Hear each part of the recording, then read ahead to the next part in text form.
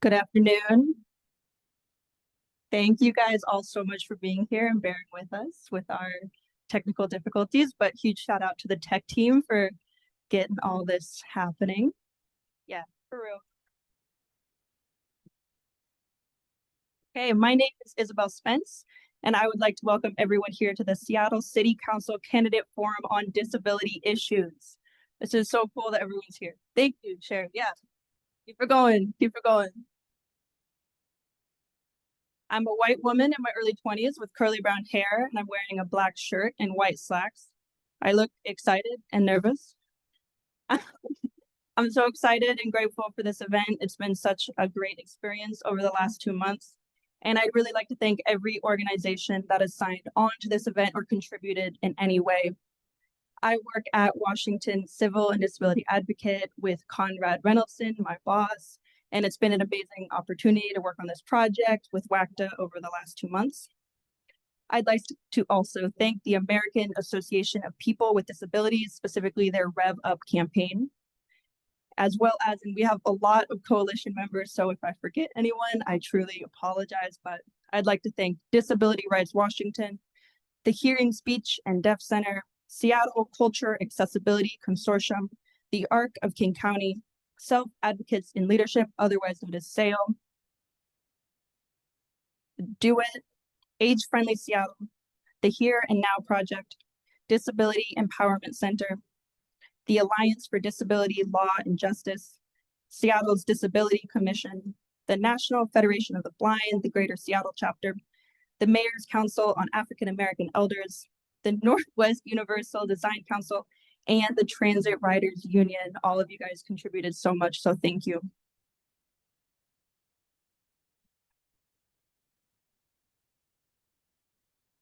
I would like to specifically thank Disability Rights Washington and Cecilia Black. They've been incredibly helpful throughout this entire project. I would also like to thank El Centro de la Raza. We are currently in the beautiful Centilla Cultural Center, and I'm so grateful that we got to use this space for this event. Additionally, we worked very hard to make this event as accessible as possible. There are ASL interpreters from the Hearing, Speech, and Deaf Center to the right of the audience. Yes, they're waving now. Please feel free to move closer in order to see them better. We also have CART available, which is a real-time captioning service. If you would like to use CART but have not yet had a chance to scan the QR code, feel free to go to the back of the room and scan that now with your phone. I'll probably be back there so I can walk you through it if it's confusing. I haven't tried it yet. If you go through the hallway to the audience's left, beyond everyone who is seated to the left, gendered bathrooms will be on one's right. If you continue straight and go through the second set of doors, you can find the accessible and gender neutral bathrooms. There are also delicious banh mi's in the back of the room to my right, the doors left. If there are any left, I hope there are because I have not had one yet. This evening, we'll be hearing from the candidates in the races for District 2, Position 8, and Position 9. District 2 will begin first, and then we will have Positions 8 and 9 speaking afterwards. I'd like to thank Barry Long, our wonderful moderator. He's done a little bit of everything, but currently focuses on real estate with a focus on accessibility. His company, Able Environments, just launched national training for realtors on accessibility, and he's been the most hands-off part of this process. So thank you very much for being so easy to work with. I would like to thank the audience and the candidates for attending. When I was thinking about what I wanted to say for this event, I thought a lot about what my goal was for this gathering of people. My goal is for everyone here who thinks that they do not currently have a tie to the disability community to think about what we're talking about impacts you. Something I heard continually in my conversations with organizations is that disability is always an afterthought. People in positions of power do not tend to think of the disability community and build in accessibility to start with, and then they end up having to build it in on the back end if they do at all. I would really like our candidates and anyone in a position of power at City Council to really think deeply this evening. How does this impact you? How does this impact your life? It is not just what kind of city do I want for my constituents? What kind of city do I want to grow old in? What kind of city do I want my parents to grow old in? My family members, anyone around me. That would be, if everyone could think about that, and genuinely take that away, that would be my goal has been met for the evening. So thank you very much. Okay, enough of me, on to Barry. Thank you so much. Hi again, everybody. My name is Barry Long. I am a short guy in a wheelchair, a manual wheelchair with short hair and a gray-ish beard, and that's all my children's fault. In 1991, I crashed my motorcycle and put myself in the wheelchair. So I've been in a wheelchair for 35 years as a manual wheelchair user. Like you heard a little bit, I get involved in just about everything. I've done just about every wheelchair sport in the world, invented a couple of them. I have had a public speaking company since the early 90s, was on the Governor's Committee for Disability for a long time, as well as the Secretary of State's Advisory Board on disability rights and voting. I was a voting member of the Building Code Council, so got to vote on what accessibility features need to be put into commercial. And then recently got myself involved in real estate. And like you heard, I actually have a real estate company called Able Environments. My partner and I specialize in accessibility. And like you heard, we actually just launched a national training for realtors literally on a national level to learn what it's like to work with people with disabilities and then understand accessibility. So I live in this world. It has become my whole life. I am an advocate. And then I also live outside of the world of disability and get to look back in on it to see exactly like you just heard that disability gets dropped as one of the front runners in terms of conversation quite often because we're not necessarily the loudest. So I appreciate the four of you for being here. I appreciate everybody in the audience. We're going to fly through this because there are lots of things to get through. The beginning is going to be just a fast pace. I'm going to power through a whole bunch of questions, and all four candidates will have a yes/no pad that they get to answer the question that I give to them, and then I'll read out their name and their answer. And then after that, we'll have some audience participation. And with that, those of you in the audience, some of you will ask them questions, and then they will have time to answer individually. So I have never done this before, so bear with me because I'm just kind of learning it as we go. But again, I appreciate all of you being here. This is really important to many of us and to those of you on the stage as well. So I'm going to go ahead and let's see here. I've got a couple of things that I'm going to read through. Let's see. Seattle has 9 city council members that work together to pass laws, approve the city budget, set long-term plan for growth and development, and hold agencies accountable to the public. Tonight, we will hear from the candidates in races for District 2, Position 8, and Position 9. This first round of candidates is running for Representative District 2, which includes Chinatown, International District, Yesler Terrace, Beacon Hill, Rainier Valley, Mount Baker, Columbia City, and Rainier Beach. The second round of candidates are running for Positions 8 and Positions 9. Position 8 and 9 are the 2 city council positions elected by the entire city. So logistics, we have a very tight program, as I mentioned tonight, with lots of people we'd like to hear from. Candidates will have just 1 minute to answer questions when we get to that point. We will also have a lightning round, which I mentioned we'll start with, where candidates will answer questions yes and no. We will be keeping strictly to the timeline, which we're already a little bit late, so I'll be flying, which I apologize to the ASL interpreters because I talk very fast. They've been given permission to tell me to slow down. So if you see one of them hold up the T line, that means that Barry's talking a little bit too fast, but they almost challenged me to talk faster. So we'll see what we can do. I love the excitement of the audience and seeing several of your faces that I've seen for so many years. One of the questions tonight, some of the questions were submitted by sponsoring organizations as well as audience members on the registration form. So thank you again. I'd like to welcome our District 2 candidates. Let's see, I'm going to start with Jamie Feckler, Jeannie Chun, Adonis Ducksworth with an S, right? Okay, just want to make sure I got it. And Eddie Lynn. To start, we're going to start with you, Jamie, because you're on the left-hand side and have the microphone.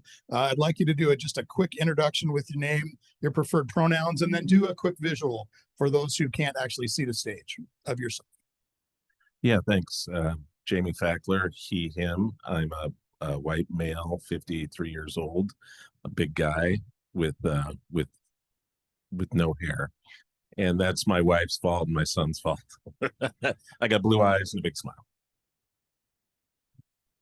Hi, my name is Jeannie Chen. I use she, her pronouns. I am a Chinese American woman with long black hair that's tied back in a bun, and I'm wearing a keffiyeh up on stage. Nice to meet you all.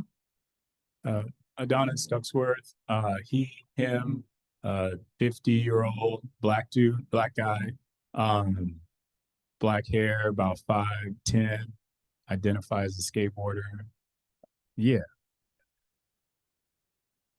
Hi, Eddie Lin, mixed he, him pronouns, mixed race, Chinese, white, with late 40s, very short hair, balding, wearing a black polo and glasses. All right, thanks all of you. It's fun to watch people do that for the first time. I remember the first time I had to explain myself. I introduced myself, and then afterwards someone said, "Tell him you're in a wheelchair," because I just forgot. Yeah. So we're gonna start with the lightning round. I'm gonna fly through questions. You all have a yes/no paddle in front of you. So for the sake of those who can't see you, once I ask the question, you'll paddle, and then I will just say your name and what you paddled. They call it waffling. If you can't decide or choose not to answer, then I'm just going to say waffle. I think that I'm just making that up, but that's what we're going to do. So we're going to start with the personal. Do you have a family member or close friends with a disability? All four of them said yes. You guys make that one really easy for me. Have you ever worked to create workplace accommodations for an employee with a disability? Eddie said no, and the rest of them said yes. In your past public speaking events, have you ensured that there was ASL or CART? Ensured, have you organized? So Jamie said no, Jeannie and Adonis said yes, and Eddie said no. If you were to become physically disabled tomorrow, is your home accessible? And if not, do you have a plan of where you would live?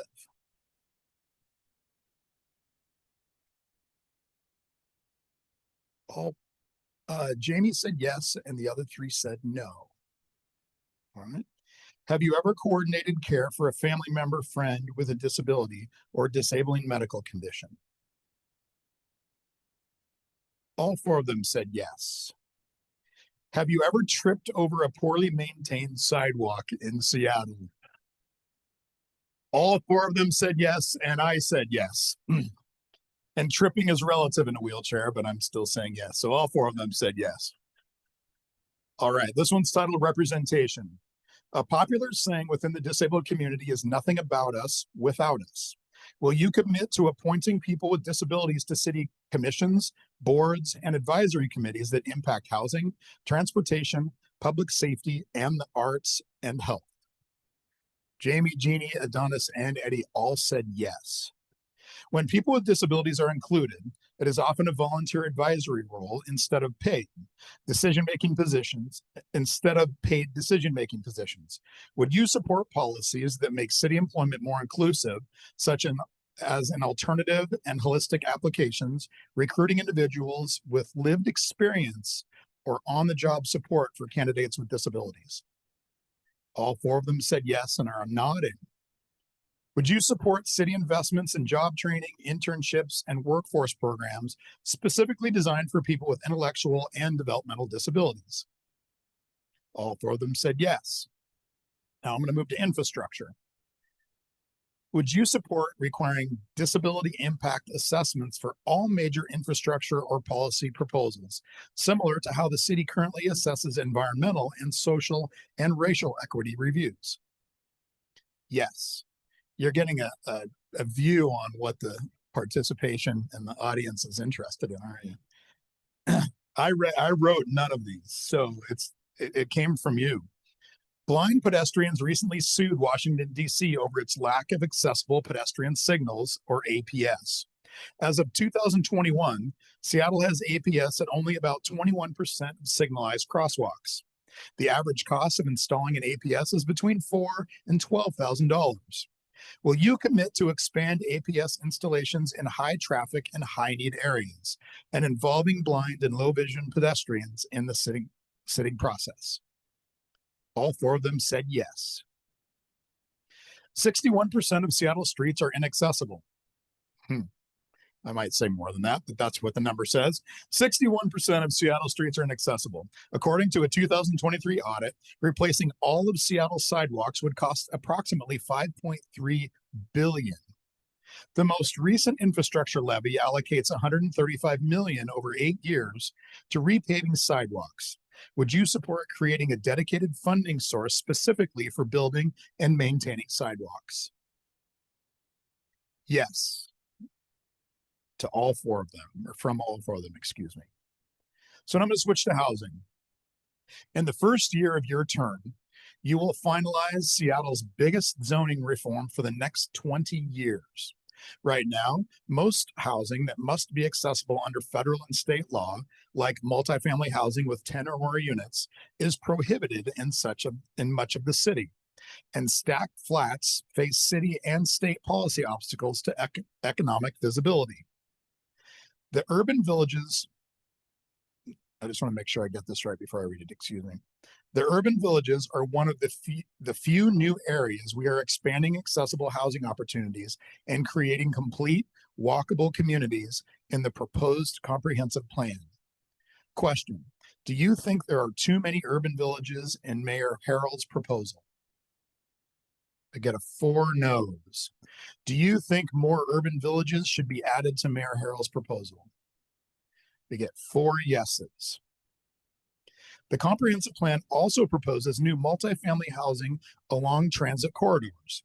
Do you think these future families deserve to live in complete communities? All 4 of them said yes. Would you support an ordinance requiring a certain percentage of new multifamily housing developments to be fully I'll start over. Would you support an ordinance requiring a certain percentage of new multifamily housing developments to be fully accessible to people with mobility disabilities? All 4 of them said yes. What percentage would you propose? You have paper and pens in front of you? I'm sorry. I didn't realize that. Let me rephrase the question again so you've got it. There's paper and pens in front of you. Would you support an ordinance requiring a certain percentage of new multifamily housing developments to be fully accessible to people with mobility disabilities? What percentage would you propose? I'll read it one more time. Would you support it? Hey, Yes. so are we talking some building inspector? So, Okay. we've got like type A and type B units. Are we talking like an apartment building? Are we talking townhouses? I'm going to call an audible.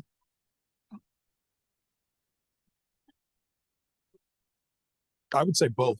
Sorry. I took that right out of your mouth. Yeah.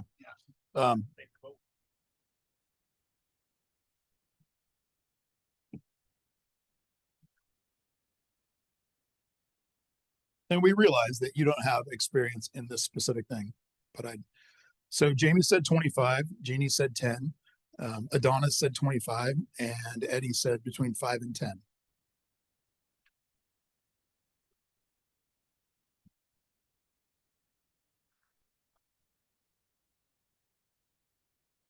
Only adults age 62 and older and people with disabilities are eligible for most low-income housing. However, older adults receive priority and no spots are reserved exclusively for people with disabilities. Low-income housing often still requires renters to make 2 times or 3 times the rent, but people with intellectual or developmental disabilities, IDDs, are often unable to meet that requirement and are therefore shut out from realistically getting public housing. Would you support an ordinance requiring a certain percentage of new multifamily housing developments to be fully accessible to people with IDDs? All 4 of them said yes. Would you support amending income to work requirements for qualifying people with IDDs? All 4 of them said yes. Do you support Mayor Harrell's policy of using encampment sweeps as a strategy to address homelessness? All 4 of them said no. Now, other. Do you support the city's soda and soap ordinances? All 4 of them said no. Would you support policies that prioritize school placement for children of deaf parents in schools with deaf programs and language access infrastructure, such as TOPS, K-8, and Roosevelt High School? All 4 of them said yes. Will you ensure that city-funded agencies and public forums, including city council meetings, consistently provide qualified ASL interpreters and CART? Unanimous? Yes. So I realized we just pounded through a whole bunch of things, and it was fantastic to see what your responses are. You have an idea now of what this community is looking for and the importance that this is to all of us. So we're going to change gears a little bit, and we're actually going to have some audience members come up and actually read questions to you, and then you'll have, I believe, 1 minute, if I read this right, in your answers. And is it 1 minute? Minute 30 seconds, right? Okay, sorry, minute 30 seconds. And then we'll be monitoring that. You'll get the flags to tell you when you're close. And then if you continue past that minute 30, then I will go ahead and chime in. So I'm going to go ahead and start with Lucas. Lucas, are you close? I think Lucas is going to start.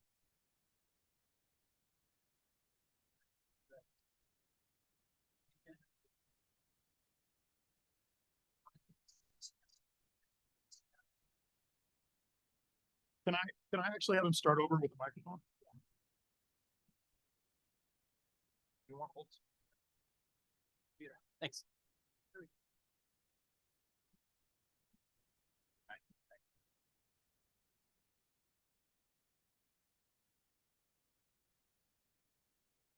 My name is Lucas Hansen, and I live in Seattle's District 2. I am a student at Franklin High School. The Seattle Parks and Recreation programs are very important to me because I get to know people with disabilities I wouldn't have gotten to know otherwise. In 2024, the city of Seattle put a hiring freeze on Seattle Parks camp counselors, which threatened to shut down the camps. It took lots of hard work to successfully lift the hiring freeze and save the camp. But when we finally did, the camp ended up being one of my most memorable. Will you ensure that these vital programs for people with disabilities continue to get funded?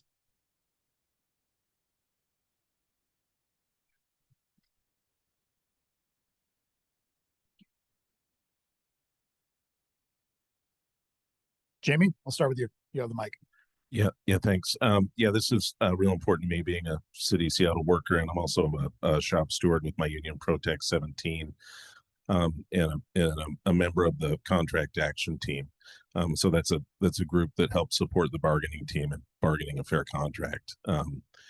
And the last budget proposal, and we saw significant cuts to city workers and to the city workforce, and part of my advocacy was around protecting those jobs and trying to hold on to these good city living wage jobs for folks. And that included camp counselors, because we've got folks at Protect 17 over at Parks. I got a 16-year-old, that the extracurricular activities in the summertime is desperately needed and really important, just for enrichment, but also just for keeping kids occupied and out of trouble during the summer. So yeah, you've got my commitment that we're going to fight for those jobs and fight to keep the good services that we have at Seattle Parks. Currently, actually, the environmental ed department is slated to lose funding, and so that's a question to ask Council Member Nelson if she'll support that in this upcoming budget, because that's a program that offers kids access to the outdoors and can really just open up a lot of pathways for folks. So thank you. Jeannie? Thank you. Thanks, Lucas, for the question, and thanks everyone for organizing this event. I know it takes a lot of folks to make this happen, and appreciate everyone turning out on a Monday night to be here. I think yes, the short answer is yes, I definitely will protect this funding, and I'll speak to why. As a Chinese woman who was raised in a very small town, understanding and having spaces that are, sorry. Is that okay? Okay. Oh yeah, that's better. Sorry. Yeah, so I grew up as a Chinese woman or young girl in a very small town, and I think this is predominantly white. And I think it's really important to have spaces where we are together in a community. And maybe it's just me. Oh, I see. Okay, let me move away from that. There we go. Uh, Spaces that we can connect with people that are in the same community that we're in. And I think that's extraordinarily important so that you feel seen and heard and cared for. And then also, I think it's really important to have programs like that, especially for youth, because we need to take care of our caregivers as well. And having a place of respite is really important, I think, for everyone to be able to rest and care for, then come back and caring for each other deeply. Adonis?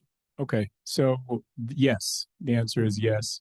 To spaces and places for everybody to be and play and be with each other. I grew up right over here on 19th and Hanford Street, right here on Beacon Hill. And growing up, things weren't easy for me and my mom. And she sent me up to Jefferson Park Golf Course, and had Jefferson Park Golf Course and First State Golf Club not been there, I probably wouldn't be sitting here talking to you as a candidate for Seattle City Council. So I am dedicated to making sure that we have these spaces and places for kids. And one of the things that I'm advocating for is the Rainier Beach Skate Park, which there's money, there's a design, there's funding for it, but there's just a lack of leadership to make it happen in Rainier Beach, to create these spaces and places for kids to be. And these are places that kids of all genders, all races, all abilities can be and play. I go to Jefferson Park Skate Park all the time, and there's kids there from broken homes. There's kids there with no parents at home, but they have a place to go and be in a community of people and really flourish and thrive. So the short answer is yes, and those are all the reasons why. Hi, thank you, everybody. Thank you for organizing this event. It's so critical to have this focus on disability issues because, as was mentioned earlier, too often it's overlooked, and it shouldn't be incumbent upon the disability community to have to organize and to create these spaces. It really should be upon our electeds and decision makers. But thank you, Lucas, for your question, and thank you for organizing and fighting for the programming that you deserve. And again, this is why it's so critical that we have representation and that we appoint people with lived experience to these positions so that it isn't an afterthought.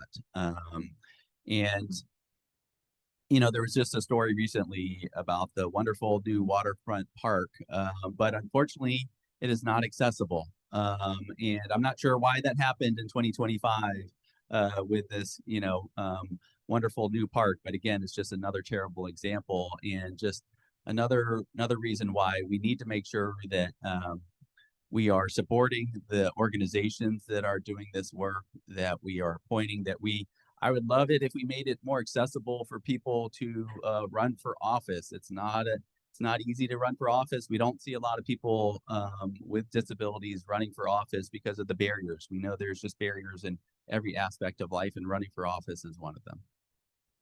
Great, thank you. You can go ahead and keep the mic, Eddie. I'll start with you for the second one. All right, next is Doreen Cornwell. Let me start on that. Doreen Cornwell. Doreen? So I'm Doreen Cornwell, and I'm not used to doing visual descriptions, but I'm a white woman in a floppy hat, and I'm wearing black skirt and a t-shirt that says I may be blind, but I know I look good in this t-shirt. So that's why I did it. Thank you all. Thank you to the organizers. Thank you to the candidates. One of my sort of buzz phrases is safe, continuous travel networks for people in all modes. And I'm really serious about pedestrian issues, but there's a lot of things that add up to safety. So Seattle's Vision Zero plan to end traffic deaths and serious injuries by 2030. District 2 has some of the city's most dangerous roads. As a council member, how would you prioritize the needs of different road users to address our road safety crisis? Such a great question. And I think what we have to realize as a community is that we desperately need to transition away from our car dependence, our focus on cars, It's bad for accessibility, it's bad for climate change, it's bad for affordability, and it's bad for safety. We need to do everything we can to make our roads safer by, improving bike lanes and sidewalks, increasing bus and paratransit, and we need to slow down cars. And there was some reporting earlier this week that there were supposed to be some speed humps on Lake Washington Boulevard that have been in the works for years and that now are being delayed again. And over and over again, for some reason, car users are prioritized over everybody else. And we know that people with disabilities are less likely to be driving. And we just, we can't continue with this. I'm not sure why, we basically subsidize car use with our roads, with all the parking. And, we need to flip the script on that. We need to be subsidizing or just, spending our money on all these other ways of getting around. And most importantly, I think we need to realize that when we have universal design, it's better for everybody. And that's what's going to make our community safer, more accessible. And thanks for the question. Going back to 2012, I've either supported or worked for the DOT, first as a consultant with enviro issues, and in 2016, joining the DOT, doing outreach and engagement on some of the city's biggest capital projects, including the 23rd project, where I worked pretty closely with David Miller in the Lighthouse for the Blind during both phases of that project. And I ended up in the director's office, ultimately in Mayor Harrell's office as the transportation advisor. I'm back at SDOT now, about to take a leave of absence. But when it comes to these transportation issues in the South and growing up here, these issues have been pretty persistent since I was a kid. And so I'm really happy that the 2024 transportation levy did pass. As we know, there's $193 million in there for pedestrian safety, sidewalks, new crossing, curb ramps, 320 blocks of new sidewalks near transit corridors, schools, major arterials. And here's where I want to make a slight policy shift. Right now, it's a minimum of 17% new sidewalks in District 2. Let's bump that up to 30. I'd like to see if we can bump that up to 30 new sidewalks. Another thing I want to bring to people's attention is Revive I-5, WashDOT's project on I-5 to close 2 lanes of traffic. They need 84,000 cars to divert off of I-5. That means cars diverting through our neighborhoods. And so one idea that I have here is we need to get stronger on where our micro mobility devices are. So the bike share, the scooter share, are these being left on the sidewalks? And so in Germany, they are geofencing the parking so that you will continue to pay until you get that thing into one of the parking spots.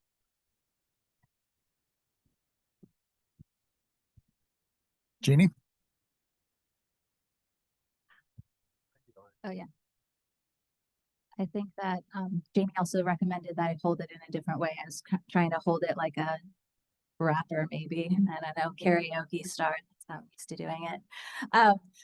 Thank you for the question. I just want to get really specific to D2 because I agree with what Eddie and Adonis have already stated about how to keep the roads safe and accessible. But I want to talk specifically about, nothing about us without us, and just speaking to a couple of members in community about MLK specifically in D2 and how wide it is. In 2020, there was a tool report that was built to talk about how we can narrow MLK, provide a protected bike lane, and then make it easier for folks to get across from one side to the other. And so I'm wondering why that has been left on the shelf for 5 years in order to keep our community safe. I think it would slow down traffic on MLK, provide,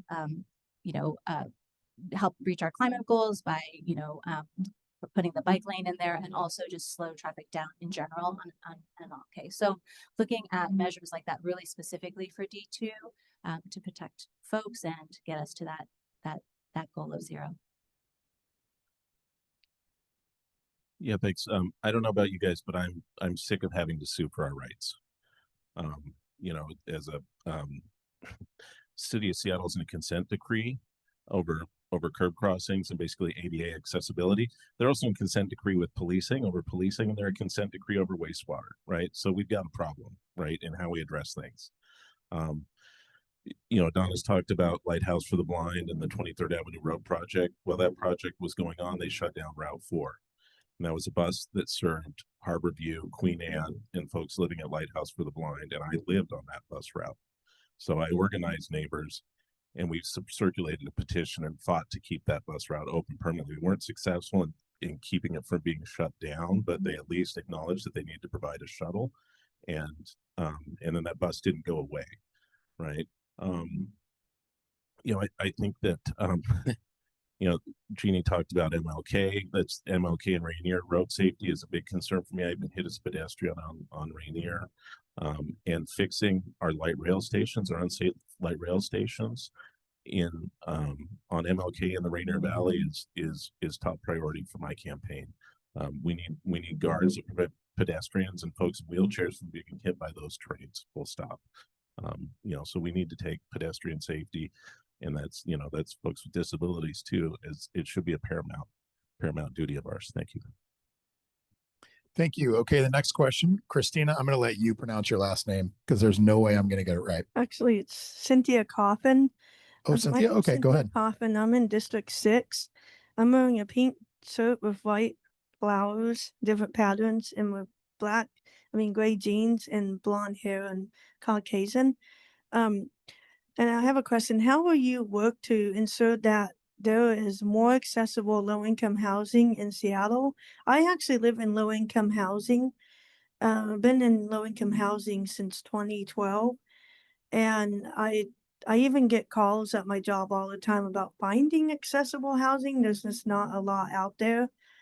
And yes, I was wanting to know how you're going to, and also I get calls a lot about how long people have been on the waiting list. And I've heard people on the waiting list for 6 to 10 years. That's a long time to have to wait for housing. So I'll start. Yeah, go ahead. Okay. So we need to build more housing. And the way that I'm thinking about this is we need the land, the economics, the permitting, and innovation. And when we're talking about land, we talked about this a little bit earlier today. We need to zone for all types of housing, accessible housing, affordable housing, low-income housing, transitional housing, and we need to zone for that. And we'll have the opportunity to do that in 2026. We need the economics. So we need the capacity, we need the money to make this happen. So we need to look for revenue sources, look within the city and see what revenue sources are currently there and make sure that this money is getting to the developers to build things. And we need to get innovative about how we do our permitting right now, so that because permitting is cost, risk, it's uncertainty. This is what slows developers down in a major way. This is what they're telling the city. And so we need to get innovative about this. And when I'm talking about innovation, I'm talking about using artificial intelligence up front on the front end of things to answer questions, get things out of the way to speed up that process. And so they're currently thinking about doing this in Canada, as well as the California, Kelowna, Canada, and Palisades, California, where they are looking at anywhere from speeding up the permitting process anywhere from 20 to 30%. So those are big cost savings right there by just looking at how we can do this with artificial intelligence. Thanks. Hi, it's Jeannie again. I have been thinking a lot about, the disability community, and it is the one community, like as a historically marginalized person, that I know that I may move into as I get older. And I think a lot of people don't think about that. So when I think about housing and accessibility, I'm thinking also, as to Adonis's point, of building more affordable housing for everyone in Seattle. That's more market rate housing, more affordable housing, more permanent housing with wraparound services. And I'm also thinking about stacked flats and what could be more accessible for all of us. Currently, we don't allow for much of that in Seattle. And so we need to make sure that as we're rolling out the comprehensive plan, we can have stacked flats around the city of Seattle everywhere. What this means is that you'll be able to have, instead of like townhomes that are being built all over the city that have stairs, that's really difficult to navigate for a lot of folks, that they'll be accessible with one door. Everybody hear me? Okay, I'll just do it without. Okay, no. Oh, okay. Yeah, there's people that are listening through. Oh, I see. Yeah. Okay, is that okay? It's okay. Okay. Yeah, so you'll be able to enter the building, and then everything that you need is on one level.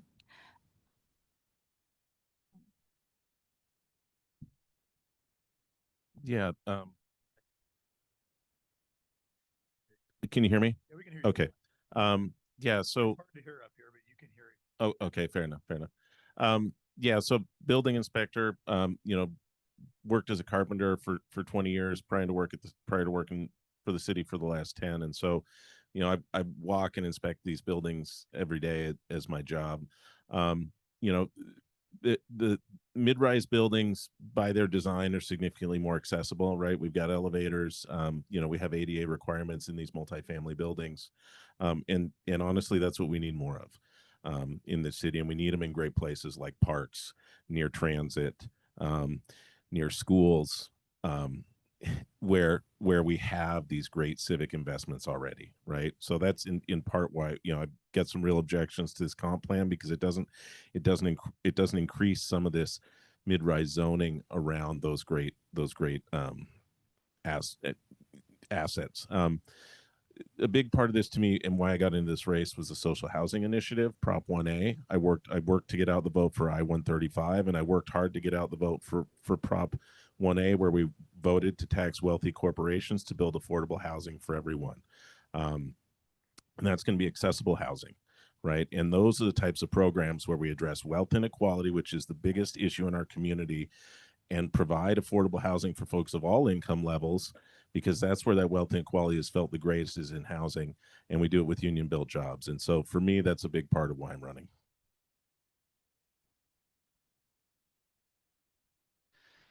Yeah, this is such an important issue. So I work at the city. I'm in the city attorney's office, but I work full time with the Office of Housing. I've been doing it for the past 6 years and been helping to fund thousands of affordable homes across the city. But there is still not enough, and we need so much more, and we need so much more to be accessible. We live in a single family home in a single family neighborhood, and it's not accessible. And my father-in-law, he had a major stroke, and he's paralyzed, and he depends on a wheelchair, and he lives in Iowa, and it's kind of heartbreaking that he can't come visit and stay with us in our house.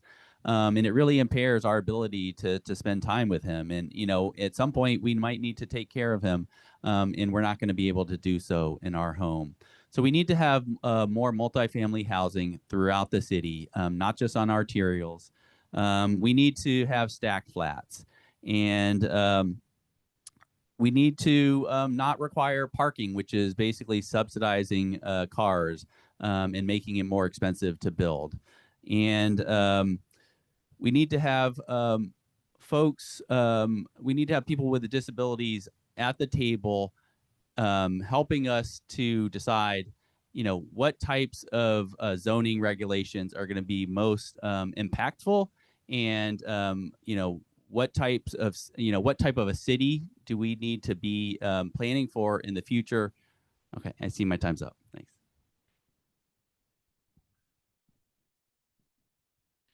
All right, I'm going to go to Pamela.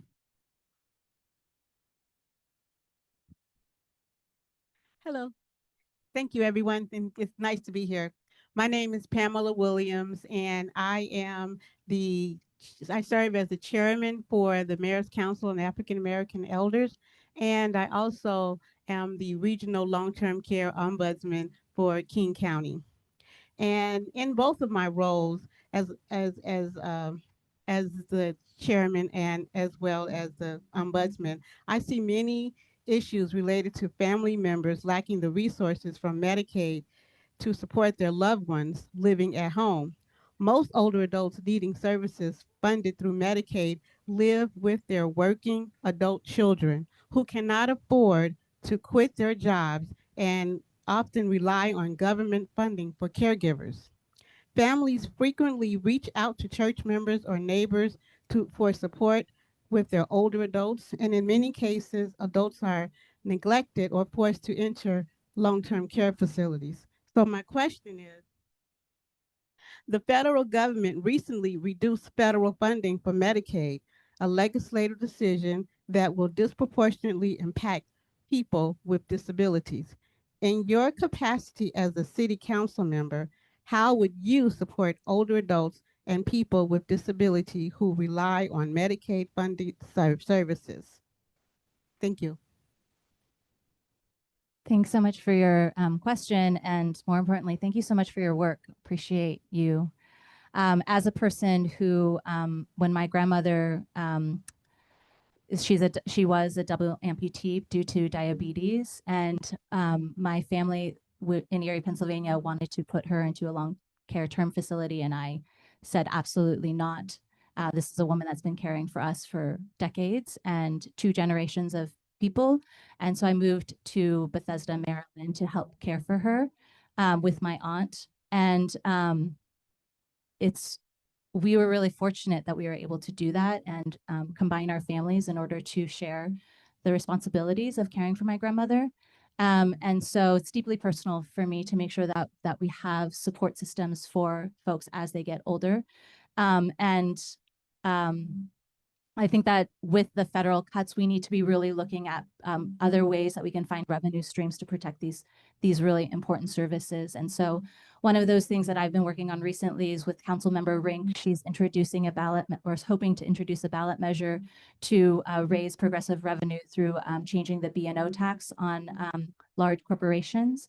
And that money is going to be allocated to special services. And I think we need to keep coming up with innovative progressive revenue policies to support very specific funding that we know is going to be cut in the next years. Yeah, it's really kind of terrifying what, kind of just scaffold off what Jeannie was talking about is what's coming from the federal government and attacking what are really like some of the best programs. And for me, some of like the sacred programs and sacred institutions in our country. The social safety net is starting to unravel and the strings are being pulled by one individual. But I think we're Washington, I think, and Seattle's at a crossroads here. Are we going to stand with each other? Are we going to take care of each other? Do we care about each other in this community? And I think the answer there is yes. I think the opportunity is ripe right now for us to pursue progressive revenue in this state to fund these critical services. And so that looks at, for me, that looks like capital gains tax in Seattle. We have people that are making an incredible amounts of money, coming here, working for a decade and retiring in their 40s, owning multiple homes, working at these tech companies. There's so much money that's been brought into this community. And I feel strongly that those folks should pay their fair share of taxes, right? Washington is a state that has a very unfair tax code, and we have tremendous wealth here.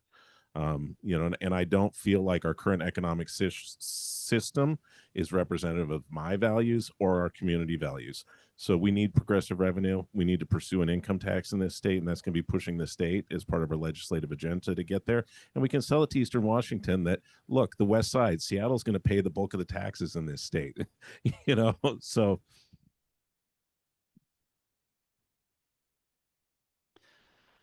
Agree with what others have said. The wealthy just got one of the largest tax cuts in history, but we're going to feel the impacts here with cuts to Medicaid and Medicare and SNAP. And so we need to raise taxes on these large corporations, and they won't even notice it because they just got this tax cut. I grew up as well. My grandmother had Alzheimer's, and I lived with her, and we took care of her in the home. And as I was saying earlier, we have elderly parents, and we're trying to figure out how are we going to take care of them. And this is not unique to us. Obviously, there's so many families that are struggling with this. I'd like to see us provide more grants to families to make their homes more accessible. We should expand programs for families to have like respite care. So if you're a caregiver, that's a lot of work, and sometimes you need a break. Sometimes you might need to go out of town, and so having strong places for respite care. And I'd like to look at ways that we can give tax relief to families that are caregiving. So maybe we have a utility low income utility discount, but I'm not sure if that qualifies if you have a lot of household members living in the same house. But if you're a caregiver, you should probably qualify for that, or for other property tax exemptions. And finally, I'd like to increase the workforce. We have a FEP levy coming up, and we can increase the workforce. Okay, time's up. So I'm running on 4 points here to end the gun violence in South Seattle, to build housing people can afford, bring people inside, and protect our rights from what's happening at the federal level. And what that means to me is using my soft powers on city council to advocate and push back against the Trump administration. What that also means too is finding and using local funds to keep things like human services and our home repair program whole as this money disappears from local government. And home repair, you know, that's keeping the roof fixed, that's fixing your side sewer, because as you get elderly, you don't and you own your home, you don't have the money to do these things on your own. So you turn to the city, and the city has programs to help people do these things. If people can't do these things, they have to move out. They're displaced. And when we're talking about displacement started with redlining. And then it went to gentrification, and now we're talking about displacement. And I brought this the other night. Displacement is destabilization of the Black community. That's what it is. It's destabilizing the Black community, because when there's no home to return to, there's no home to come home to, if that makes sense. You know what so what I want to do when I'm thinking about protecting folks from the Trump attacks is keeping our families in place and keeping them stabilized in the communities that raise their children. So that's what I'm talking about.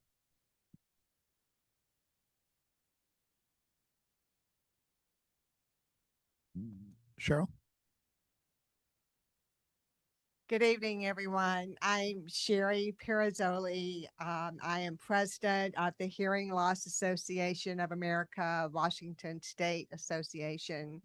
I am a older white woman with graying brown hair. I have white slacks and a white sweater on. I'm also wearing glasses. I too would like to thank the candidates for being here and the organizers for the awesome accessibility. As Isabel mentioned earlier, she mentioned the ASL interpreters for the signing deaf community. She also mentioned card captions that we're seeing on the back of the screen that benefits those of us with diminished hearing and also individuals who are learning a second language. So our nonprofit organization represents over 1.5 million people in our state living with hearing loss.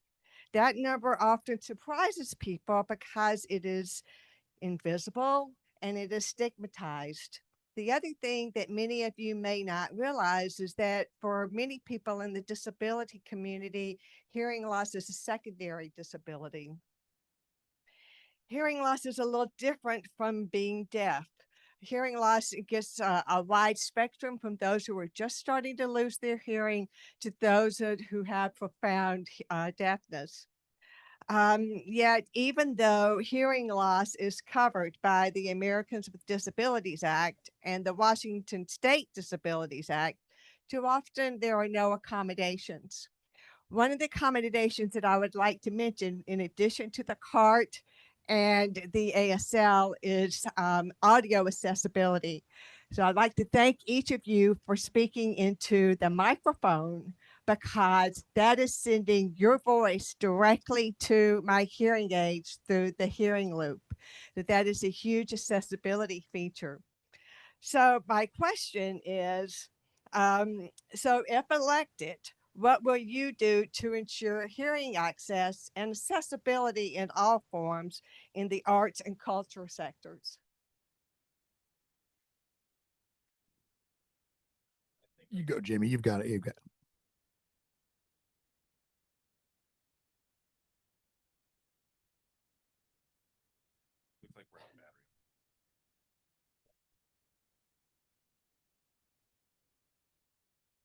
Just as a heads up, we're a little short on time, so the next questions are only going to have 1 minute. So I work in I spent 20 years in the trades. So hearing loss is real for me and for a lot of folks that I know. I think that the arts are the first thing to get cut in budgets, right? And anything that surrounds that is something that that's again, I think that like I mentioned earlier, we shouldn't have to fight for our rights. We shouldn't have to sue for our rights. But that seems to be how the city operates, right? We got a bunch of lawyers that really prevent us from doing a bunch of stuff. At least that's what it feels like in our department sometimes.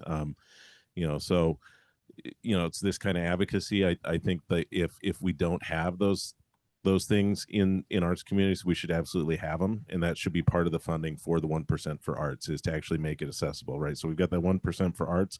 Portion of that should be actually made to be accessible. Thanks.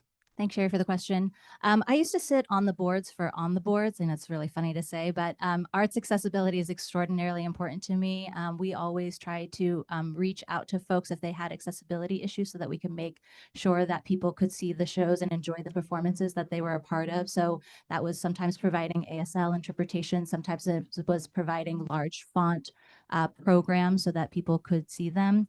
And I'll just tell a personal story of why this is important to me and how I show up in community. Is I was the director of community engagement for Northwest Harvest, and I was a little bit appalled that their website wasn't accessible. And one of the first things I did was bring in Recite Me, which is an application that overlays on your website, not only to translate to hundreds of different languages, but has a reader accessibility, has large font. It actually has a tool reader to help folks with dyslexia. And I don't see any reason why we can't start to implement some of those things at the governmental level.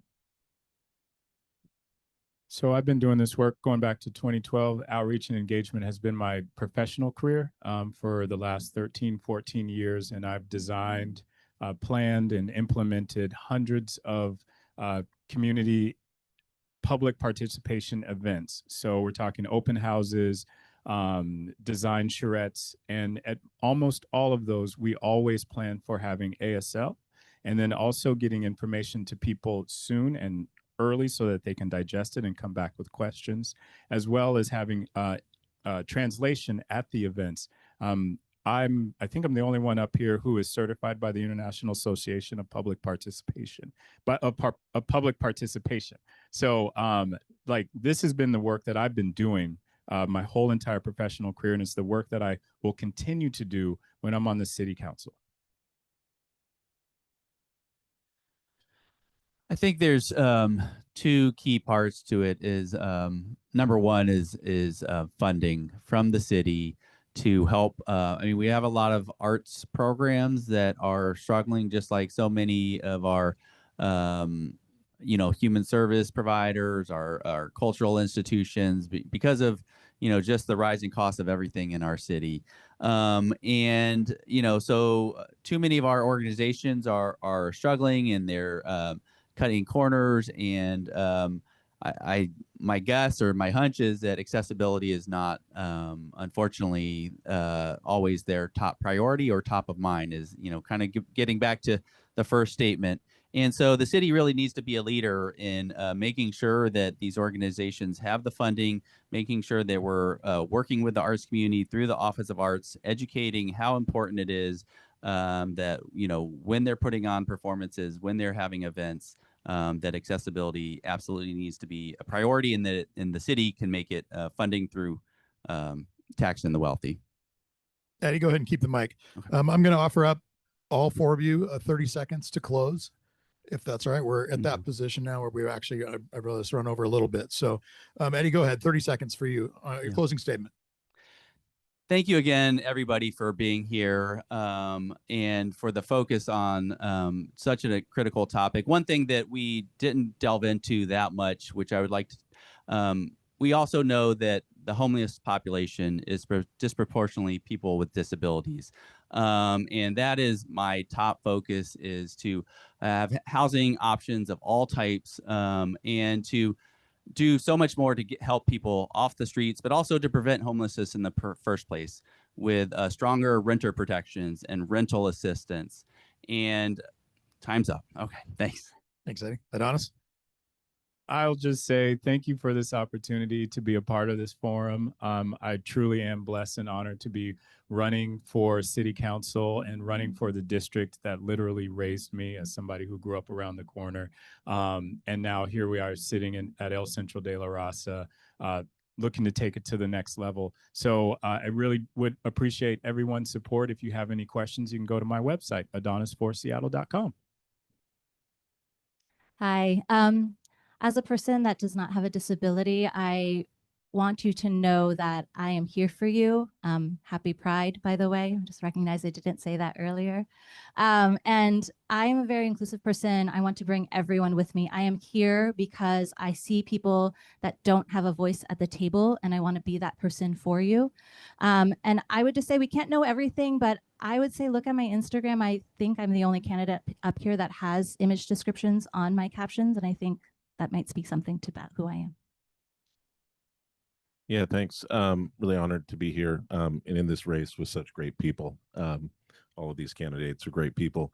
But you know, I'm a union shop steward. I've been fighting against sexism, racism, ableism in the workplace at the city and felt retaliation. And that's a big part of why I got involved in this race, is because standing up for people and being retaliated against told me that actually I'm doing the right thing. And if they're coming for me because I'm doing the right thing and standing up for other people, that means that I just need to keep going and keep pushing. And I want to bring that fire to city council and really make this place work for everybody. Thank you. Great. Thank you, all four of you. I want to thank everybody for your questions. It was fantastic getting to know you. And obviously, not all of you will get elected, but those of you that don't forget, you know, nothing about us without us, because that message is across the board important for everybody in this audience. So take it where you will. And I appreciate your time. I appreciate you being interested enough to be here and take on a challenge of some hard questions. So thank you again, the four of you. Good luck to all four of you. And thank you, audience, for this first round. We're going to take just a quick break, and then I'll give everybody a 1 minute heads up, and then we're going to come back and do it again with more questions and more candidates. Thank you all.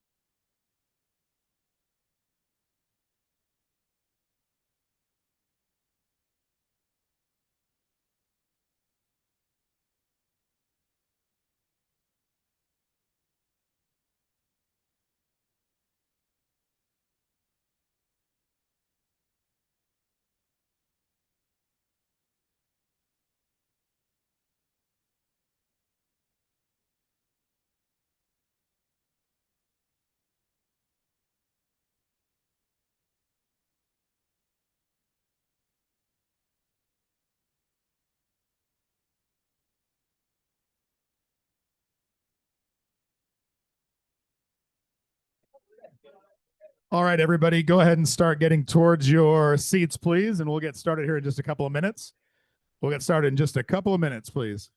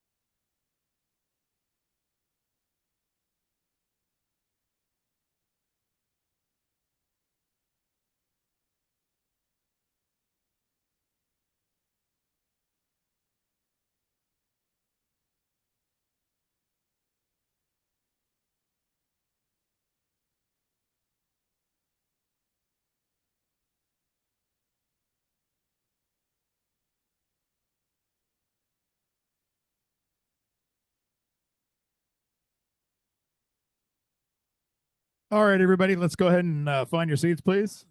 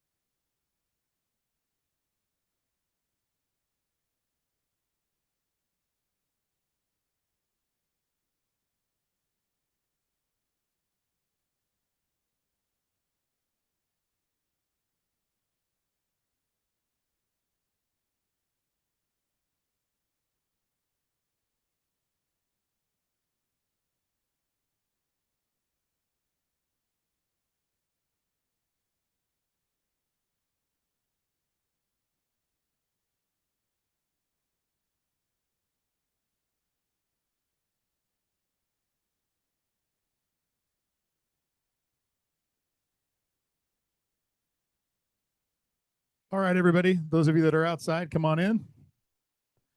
I understand the day, how beautiful it is.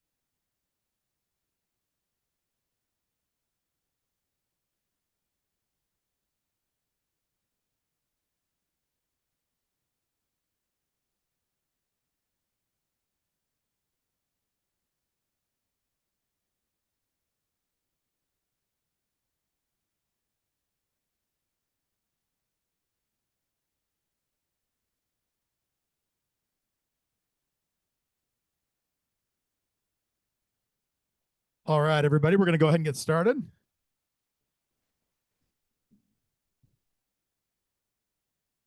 So I'd like to welcome the candidates running for positions 8 and 9.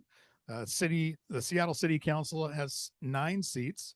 7 members are elected by districts. Positions 8 and 9 are the 2 council seats elected by the entire city.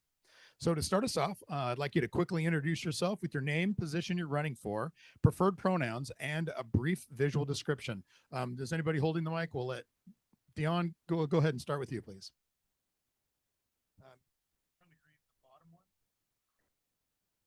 Hello. Okay, great.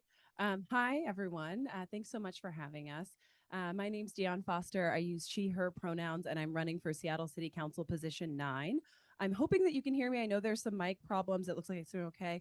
And am I doing my 90 seconds or just the visual? Okay, great. I'm a Black woman in my late 30s. I've got, I would say, a great orange lip on today, and a one-piece, what do you call this? One-piece black jumpsuit.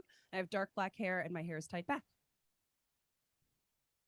Hello, I'm Connor Nash, he, him pronouns. I'm a 29-year-old white guy with a heather gray polo on with my tattoo showing on my left arm.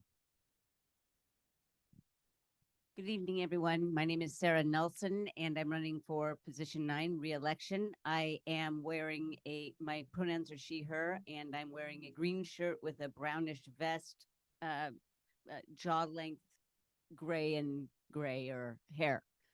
White woman. Thank you very much. Let's see if this one's working. Great.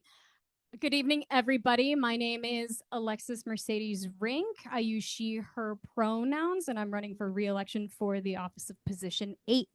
I'm a mixed race Latina. I have a like dusty pink kind of lip color on. I have a gold nose ring ball with then matching gold dangly earrings, and I'm wearing a purple shirt, and my brown hair is wavy and down. Hi, my name is Ray Rogers, and I am running for D8. I am an African-American male with a brown corduroy pullover coat or button-up coat with a black tie. Thank you. All right, so it just dawned on me that some of you may be new. My name is Barry Long, and I am a 55-year-old white gentleman with short hair and a graying beard. I sit in a manual wheelchair, and I'm wearing black pants, black socks, and I have a striped checkered shirt on.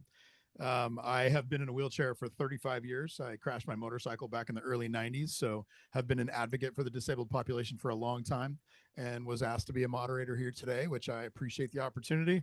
And I've never done it before, so like you may have seen earlier, those of you that are here, I'm just winging it. So what we're going to do is we're going to run through, they're calling it the lightning round. All 5 candidates have a paddle, and on one side of the paddle it says yes, and one side of the paddle it says no. So what we'll do is I'm going to power through questions, and then I will announce what each candidate is listing in terms of their answer. If they hesitate or decide not to lift a paddle, I'm going to say they waffled. And if you all paddle the same thing, then I'm just going to say everybody collectively says yes, just to get through it. So we're going to start with personal. And here is question number 1.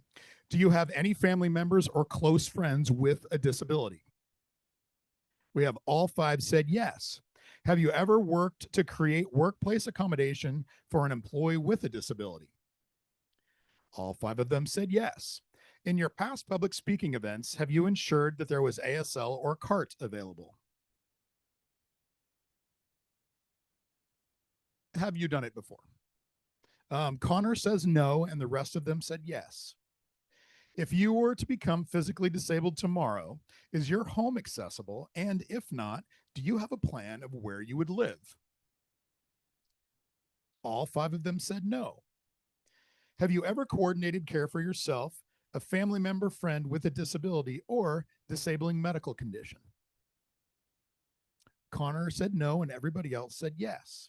And the last one from this group, have you ever tripped over a poorly maintained sidewalk in Seattle? That was a collective yes, which doesn't surprise anybody. So thank you very much for that beginning round. The second is representation. So question 1, a popular saying in the disabled community is nothing about us without us. Will you commit to appointing people with disabilities to city commissions, boards, and advisory committees that impact housing, transportation, public safety, and the arts and health? We have a collective yes. When people with disabilities are included, it is often a voluntary advisory roles with city employment. Let me rephrase this, sorry, redo it. When people with disabilities are included, it is often a volunteer advisory roles instead of paid decision-making positions. Would you support policies that make city employment more inclusive, such as alternative and holistic applications, recruiting individuals with lived experience, or on-the-job support for candidates with disabilities? A collective yes. Do you support city investment in job training, internships, or workforce programs specifically designed for people with intellectual and developmental disabilities?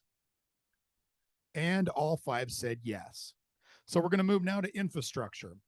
Would you push for disability impact assessments to be included in all major city infrastructure or policy proposals, similar to existing environmental and social and racial equity reviews? Yes. Accessible pedestrian signals, or APSs, are essential for people who are blind or low vision to cross streets safely. In May, the DC Council for the Blind filed a class action lawsuit against Washington, D.C. over a lack of APS. As of 2021, only 22% of Seattle's signalized crosswalks have APS, which means over 600 crossings do not have APS. Seattle currently installs roughly 10 new APSs a year. It will take over 40 million to make all signalized crossings accessible. Will you commit to expanding APS installations in high traffic and high needs areas and involving blind and low vision pedestrians in the sitting process? Yes. 61% of Seattle streets over 25,000 blocks are inaccessible because of missing or broken sidewalks. With increased sidewalk investment from Seattle's transportation levy, the city is currently building 60 blocks of missing sidewalks a year. It will take over $3 billion to build an accessible sidewalk network.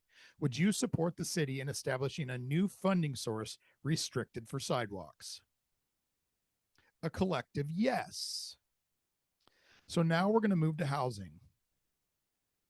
Would you support an ordinance requiring a certain percentage of new multifamily developments to be fully accessible to people with mobility disabilities?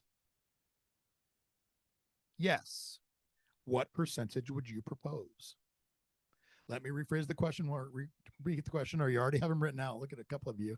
Would you support an ordinance requiring a certain percentage of new multifamily developments to be fully accessible to people with mobility disabilities?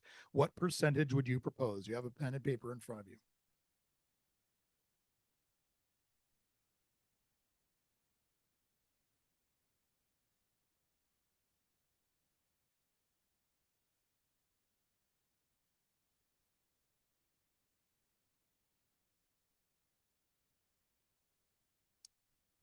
Dion said 15. Connor said 25. Alexis said 20. Ray says 25.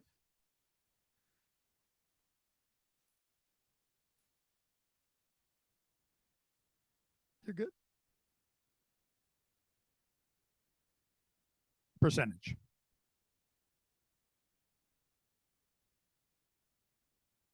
20%. Excellent. Thank you all. The next one, only adults age 62 or older with people with this. Only adults age 62 and older and people with disabilities are eligible for low-income housing. However, older adults receive priority and no spots are reserved exclusively for people with disabilities. Low-income housing often still requires renters to make 2 times or 3 times the rent, but people with intellectual or developmental disabilities, IDDs, are often unable to meet that requirement and are therefore shut out from realistically getting public housing. Would you support an ordinance requiring a certain percentage of new multifamily housing developments to be fully accessible to people with disabilities? I have a collective yes. And the next question is, what percentage would you propose?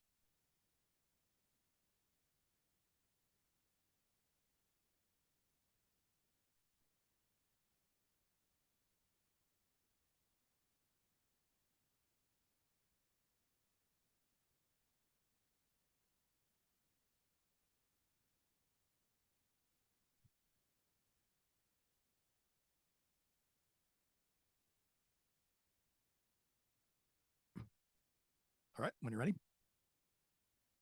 All right, Dion is 20%. Connor is 15. Sarah is 20%. Alexis is 20%. And Ray, 25%. Is that correct? Okay. Would you support amending income and work requirements for qualifying people with intellectual disability, developmental disabilities? You can hold your paddle. A collective yes. And the last one in this is, do you support Mayor Harrell's sweep approach to addressing homelessness?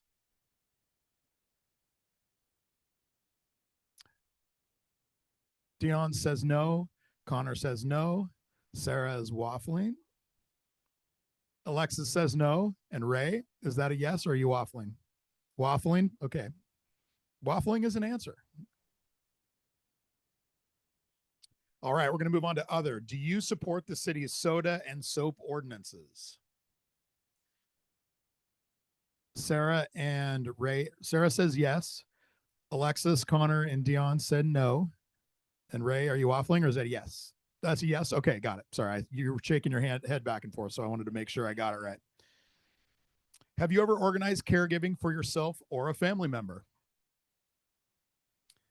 Dion says yes. Connor says no. Sarah, Alexa, and Ray said yes. Have you ever organized? Oh, I already asked that one. Sorry. Would you support policies that prioritize school placement for children of deaf parents in schools with deaf programs and language? I'm sorry, I'm going to read this again. Would you support policies that prioritize school placement for children of deaf parents in schools with deaf programs and language access infrastructure, such as TOPS K-8 and Roosevelt High School? Collective yes. And will you ensure that city-funded agencies and public forums, including city council meetings, consistently provide qualified ASL interpreters and CART? And we have a collective yes. So you got a pretty good idea of what the population is interested in, didn't you? So now I'm going to move to, we're calling short answers, where community members have questions for you. So I'm going to start with Kyle. I'm not sure. Give me a second for the, can everybody hear me now? Yep, it's all you, Kyle. Perfect. Okay, I'm going to talk about the world of transportation. One of the biggest things in transportation, we got to make sure it's accessible. People with disabilities face some of the greatest barriers to transportation. Now, the question is, how will you work to ensure our transportation systems works for people with disabilities? So whoever's holding the mic gets to go first. Sarah, I got one challenging question after we're done. Sarah, why don't you go ahead? People with disabilities face some of the greatest barriers to transportation. How will you work to ensure our transportation system works for people with disabilities? We have to listen to people with disabilities first and foremost, and they have to be on commissions and in places of employment and all over the city to educate council members and executive staff first and foremost, because never about us without us. So here's the thing. We have got to make sure that we have a responsibility to maintain our existing infrastructure. And for the transportation levy, the renewal a couple of years ago, there was a lot of money for new sidewalks. However, I was looking at where the population, where some of the densest neighborhoods are, and I wanted to make sure that the sidewalks were repaired where most people live. And I reached out to, I can't remember if it was, it wasn't the commission. I reached out to someone to tell me whether or not that would be it was, I believe it's somebody on the Disability Commission. But in any case, I want to make sure that our limited resources are spent where they can be of most service to the most people, and of course to people with disabilities. And that's how I would go about making decisions about transportation and about any other issue. Connor? Yeah, so first and foremost, the people who are most impacted need to be at the table so that their voices are heard and that we know what need to be addressed. When it comes to transportation issues, a lot of Seattle is focused on cars and everything's very car centric on here. And we need to focus more on other modes of transportation because those other modes are modes that people with disabilities use, focusing on our buses, focusing on our sidewalks, making sure that people can get around, anybody can get around the city without a car on there. I recently lost my car and I've been having to navigate this city far more through walking, taking the bus, the light rail and whatnot. And there are so many problems that are happening just for someone who, like me, that's out there. And I can only imagine the struggles of someone who is experiencing mobility issues on there. And so the problem is those people aren't at the table. They're not getting paid as you saw from our lightning round questions, and that needs to change. And we need to have a more focused approach to make sure that anybody can use any mode of transportation to get around the city safe.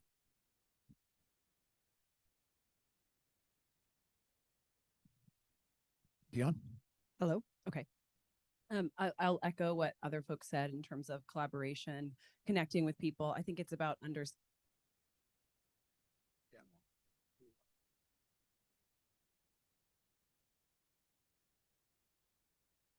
Hello? Yeah, there you Okay. I think it's about making sure that we are understanding the experience of users and also thinking about our system holistically. So I think it's not just about our buses when we think about transportation. It is the sidewalks that folks are using. It is the sidewalk indicators. It is making sure that our transit system is reliable, that a bus is going to show up when we say that it's going to show up so that folks aren't late to where they need to get to is a critical component of it.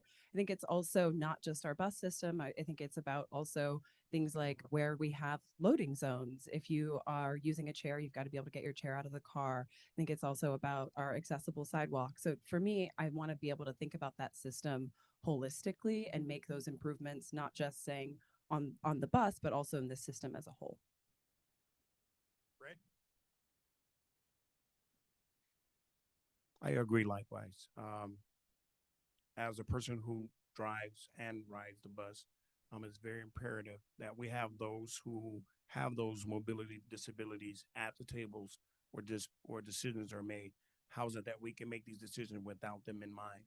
Who better to know than those who are most affected, especially those, as I've stated in another forum like this, those who are blind, perhaps they need, and I've said this countless times, that there needs to be more braille on some of the public transportation. Just one that I can identify. When you look at from a physical mobility, that we have the ramps to load those who have physical disabilities onto the bus, but we don't have a lot of braille for those who are blind. And so that is something imperative that needs to be addressed. Again, those that are most affected, definitely, as the constituent said, needs to be at the table. Alexis? Thank you. You know, 1 in 5 Seattle households is car free. That's 20% of our city.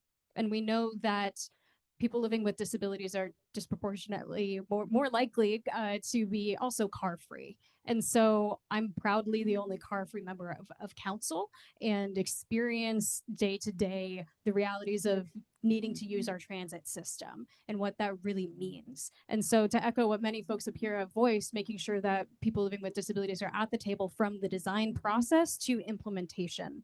And from the design process, even looking at all of the infrastructure investments that are happening with the transportation levy, but even looking at our current bus service and system design. So when the G line came online, it actually, there was a design error where when it originally launched, it was the height was not the right amount to allow for wheelchair access. That was a huge oversight and meant that our neighbors who are wheelchair users could not use the G line when it launched. And building on that, we know with the E line, which is one of our most common and used lines in the city, is so busy that I've heard from engaging with constituents that wheelchair users are often left to wait a couple buses to get on the E line. That is a design and service issue that we need to address immediately and work with King County, because it's unconscionable. We know these issues exist, and these are the kind of learnings that we need to make sure we're bringing to decision-making tables when working with our partners at King County Metro. I didn't get to Vision Zero, but I need to say Vision Zero as well. We need street safety. Thanks. Okay, thank you for that. I do have one challenge question for everyone. It's a quick yes or no. Will you take a week, 1 week, without without driving, using public transit? 1 week at least. You're cheating, Alexis. Okay. Everybody says yes, and I thank you. Everybody says yes. All right, next is Tracy. Tracy? I'll just pass you. Hi, my name is Tracy Turner. I am I am wearing glasses. I got a blue and sunflower shirt on and sandals, and I'm 56, sorry. So, how would you work to ensure that there is more accessible housing for people who are low income? Dion, I'm going to start with you this time.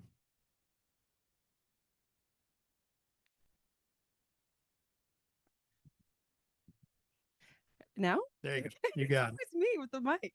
Yeah, thank you for that question. And I think it reflects back on some of the questions we were asked in the lightning round. So I would say there's probably two areas that I can speak to. So one is allowing more kinds of accessible housing in the city. I think we've talked in this room before at the urbanist panel about the need to allow stacked flats. I know stacked flats aren't perfect, but I know that the bottom floor is accessible. And so I think that's one part of it, is more flexibility in our housing design system. And then I think your specific question is around making sure that it is accessible and affordable for low income folks. And I think there's probably a range of solutions that the city can work on, and that could look like anything from direct support for housing. I think that could also look like we talked about before, making requirements for percentage of units to be accessible.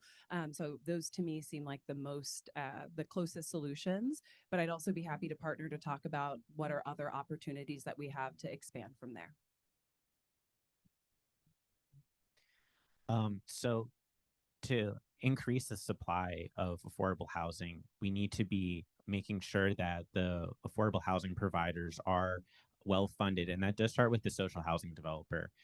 My opponent in the race has done everything possible to hamper the social housing developer to not have as much affordable housing in this city, and I think that's wrong. And by empowering the social housing developer, there is more housing that would be protected as affordable, and it can develop more on there, which means that they can ensure that there is more accessible housing for people who are low income on there.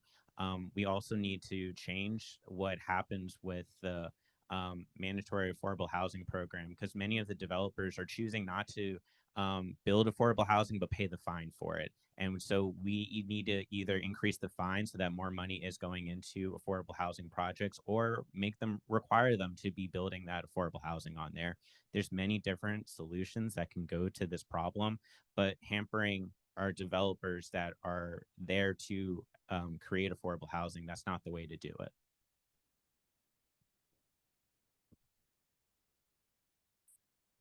First of all, I want to thank the organizers of this event, because I have learned a great deal just getting prepared for this evening. And that's what you want is electeds who are willing to learn and grow and adapt and listen. And so what I've learned is that 25% of people in Seattle have a disability, and that the typical SSI check only of about $967 only provides about 67% of the cost of a studio apartment in Seattle. That is not enough. So we need more housing, and especially more affordable housing.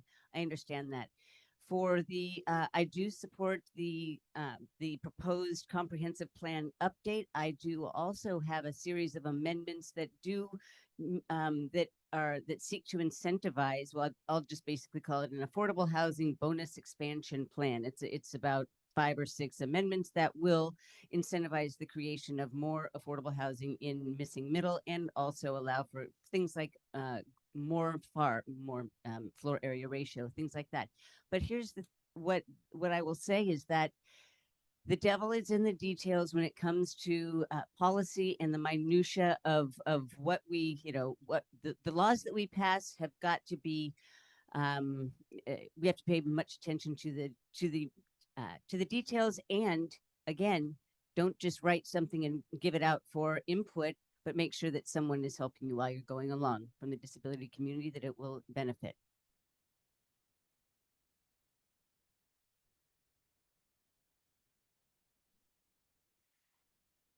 There's a lot more that we need to be doing to address the very real housing affordability challenges in this city, from building more housing to also investing in affordable housing and supporting the new social housing developer and setting them up for success.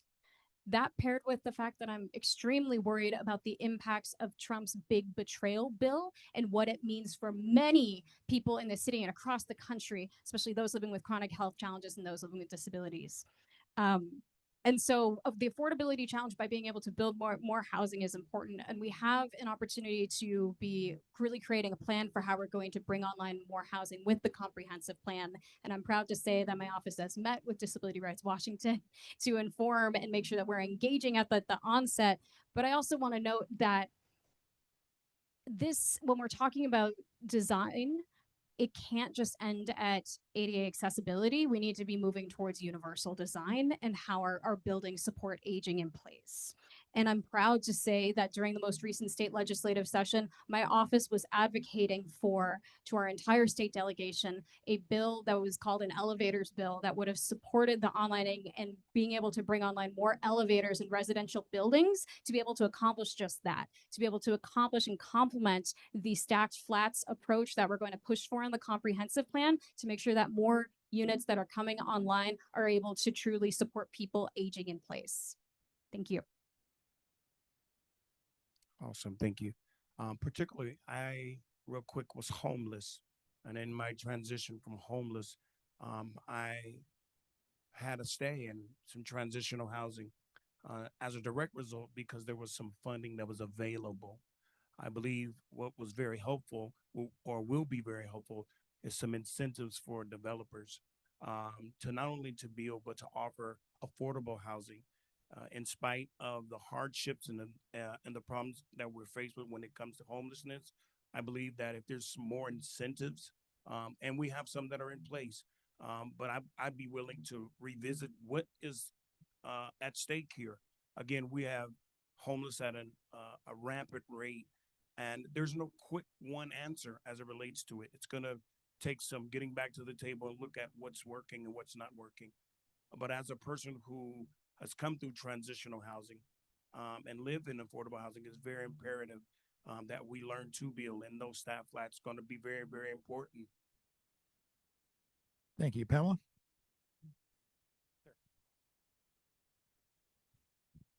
Hi, good evening.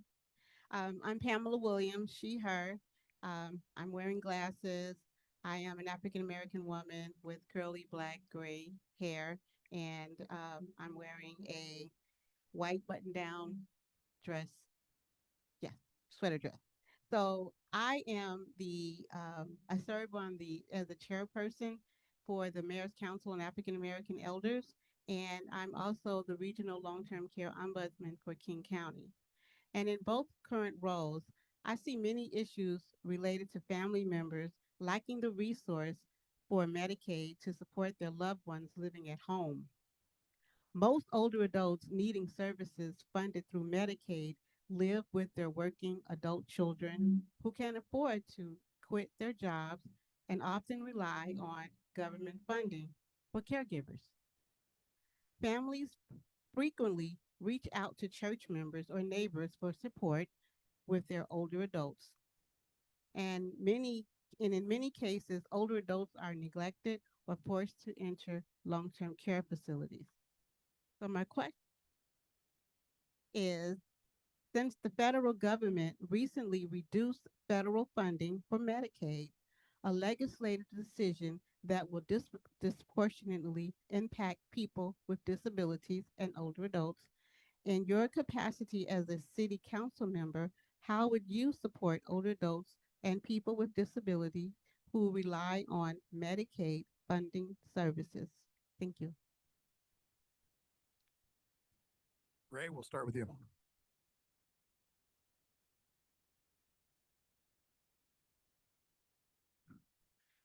Quickly, 4 years ago, my mother passed away from adenocarcinoma lung cancer.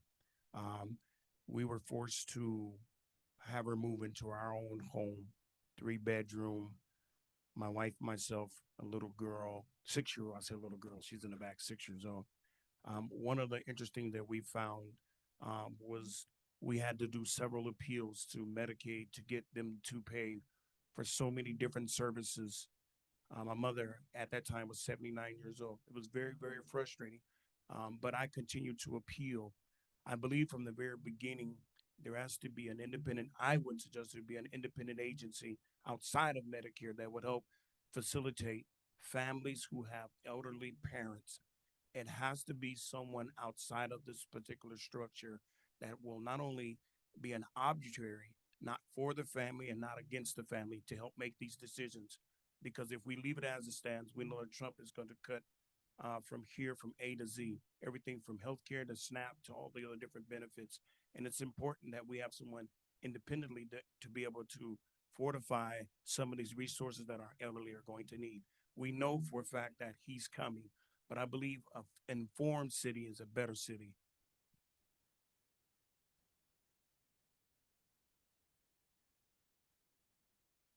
So in a previous role, a couple of roles, I worked in human services and homelessness and public health. And I think it's important to name one really critical fact that we've experienced as a region for a long time is that our adult family home and skilled nursing facility system has always fallen short and failed people.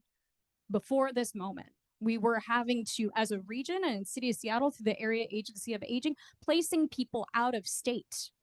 And so I want to be really clear that these are not new challenges. These are systems that have been inadequate for a long time that are now being exacerbated by these devastating cuts. Devastating cuts through Trump's big betrayal bill that will really threaten people's livelihoods and lives. And so I want to just ground us in that and say that this is a huge reason why my office has pushed forward the Seattle Shield Initiative, which would lower taxes for small businesses and ask our top 10% largest businesses to pay more so we can bring in $90 million to backfill for some of our most damaging cuts. And $90 million is going to be great for services, and it's not going to be enough. Medicaid, state of Washington is going to be one of the hardest hits by these Medicaid cuts. And it's not just going to be Seattle that's impacted, which is why we're already starting conversations with our state delegation, because we need a statewide approach. We can't leave people behind. And we need to be looking seriously at progressive revenues, such as a statewide payroll expense tax, to be able to backfill for these Medicaid cuts, because we can't leave our neighbors behind. I may be a Seattle city official, but I care about folks across the state. And I hope that our Seattle delegation and Seattle City Council can lead in this conversation so we can really make sure that we're taking care of our neighbors and backfilling for Medicaid cuts. Could you please repeat the question just so I make sure that I answer it completely? Yes, I've got it here. The federal government recently reduced federal funding for Medicaid, a legislative decision that will disproportionately impact people with disabilities. In your capacity as a council member, how would you support older adults and people with disabilities who rely on Medicaid funded services? Well, we certainly don't want to wait until, thank you for that question. We don't want to wait until the proposed budget comes down and we start deliberating. It's essential that we be already working with the our county and our state leaders and partners. So that is something that I believe that you will, Councilmember Rink will be addressing in the Federal Policy Committee that she chairs and that I established. And so we have got to start paying attention right now. That's what I will say. But there will likely not be enough resources, even if we all get together, state, city, and county. So here's what we do: we have to prioritize our most vulnerable, and we know that older Black people are 2 times more likely to get dementia, for example, and also suffer from other disabilities. 20% of older Black people have dementia, and that is just one thing that, and I'm mentioning dementia because this is the care that I was struggling to provide my in-laws. At the same time, caregivers are making very little money, about $42,000 a year, and so the problem is we have a dearth of caregivers, at-home caregivers, and so what I have learned, again, preparing for this, is that there is a lot that I do not understand about the very specific needs of people who have disabilities, and I am saying that we have got to, we can't wait to start focusing on this, not just what happens at the federal level, but also what is happening right here at home and how government can be more accommodating and helpful right now. So many people up here have talked about the devastating cuts from the federal government to Medicaid, to SNAP, to all those programs that many people rely on to survive. And Council President Nelson said that we can't wait, we have to do it now, but she could have made a lot of different budgetary decisions in the last budget cycle, because the budget that Council President Nelson passed had a lot of the same rhymes of the big ugly bill in the federal government. There was $850,000 cut for public health and behavioral health programs. There was $1 million cut for food and meal programs on there. There was $527,000 cut for rental assistance and many other ones that I'll probably be talking about a lot during this forum on here. And those cuts, along with raiding the Jumpstart tax, went into a 16% increase to SPD's budget. And that sounds a lot like what happened on the federal level of cutting Medicaid, cutting SNAP to put it into ICE, to put it into the DOD. So yes, you're right, Council President Melton. There is more that we need to do, and there's things that you could have done while you've been in office to help people who are relying on Medicaid, relying on SNAP, to prevent a lot of the to help support people who are about to experience this devastating cuts on there. What things we can do, I think supporting caregivers is an economic development, which is something that is supposed to be, the Jumpstart tax is supposed to be used for, which is economic development. So making sure our caregivers are well paid for, and reversing the cuts that Council President Nelson pushed for in the last budget cycle, and then increasing a lot of those food, rental, and health programs that were cut by Council President Nelson.